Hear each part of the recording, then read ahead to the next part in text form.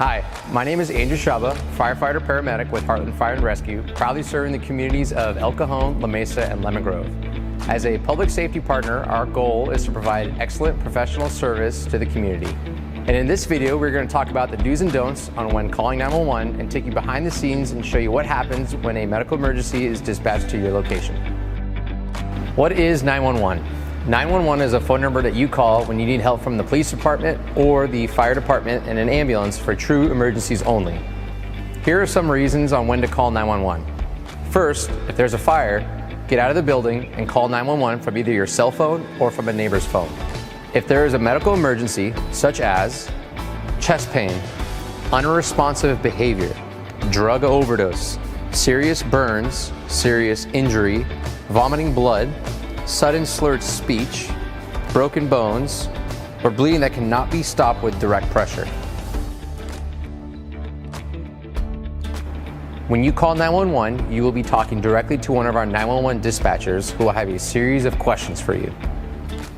Hello, my name is Kristen Johnson. I'm the Operations Manager for Heartland Communications Facility Authority.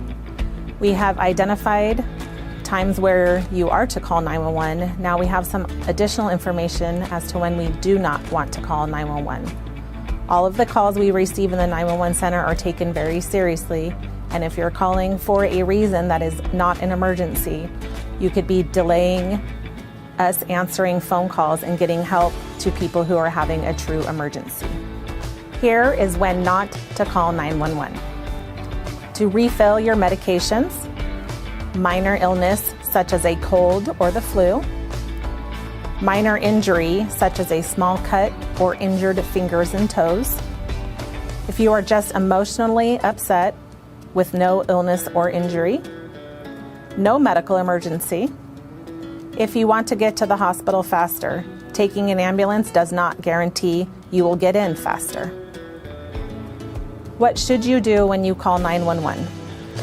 Stay calm, speak slowly, answer questions from the dispatcher, and do not hang up until they tell you to.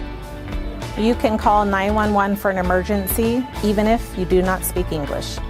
While you are on the phone with our 911 dispatchers, the information is sent directly to our stations through loud tones, engine response, with illuminated lights. The information also gets sent to our pagers as well as our cell phones. As soon as we get the dispatch, the first responders respond within minutes of dispatch.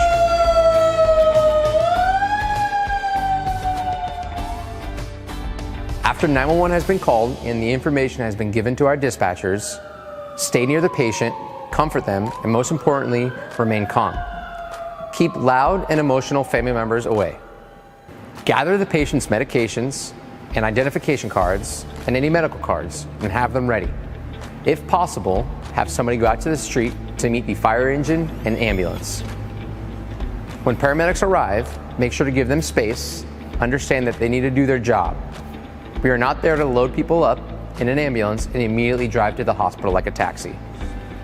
As we are providing care, remember to stay calm, let us do our job, answer the questions when asked, and understand we may need to stay on scene to provide some type of treatment before we transport. The first responders will confirm the receiving hospital prior to us leaving the scene. The fire department does not allow anybody to ride in an ambulance unless you are a parent or a guardian of somebody under the age of 18. If needed, directions will be given to you. Remember to stay calm and don't follow the ambulance too closely behind, especially if they are driving lights and sirens. If you are driving and you encounter an emergency vehicle behind you driving lights and sirens, remain calm, pull over to the right side of the road, and come to a complete stop until the emergency vehicle passes you. Upon arrival at the emergency department, understand that there is an ambulance section only, which is also labeled. If you have a family or somebody you know that is transported by an ambulance, you may go to the front of the hospital and ask the staff in the front about information on somebody that was transported by ambulance. Do not be worried if they do not know English. There are translators in the hospital that can help. Remember, calling 911 is for emergencies only. Calling 911 for non-emergencies means you are taking away resources for somebody that actually needs it. For non-emergency situations, call 211 for assistance.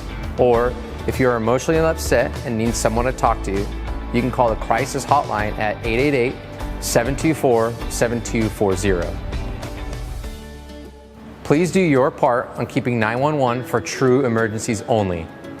From all of us at Heartland Fire and Rescue, thank you for listening and stay safe.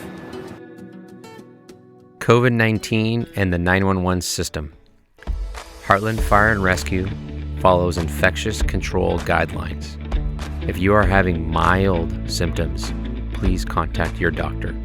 With more serious symptoms, if you call 911, here's what to expect. Dispatchers may ask additional questions to further screen for symptoms. If you are or may be positive for COVID-19, emergency responders will request to meet the patient outside when possible, request the patient to wear a mask, and emergency responders may also wear additional personal protective clothing such as mask, gown, and eye protection.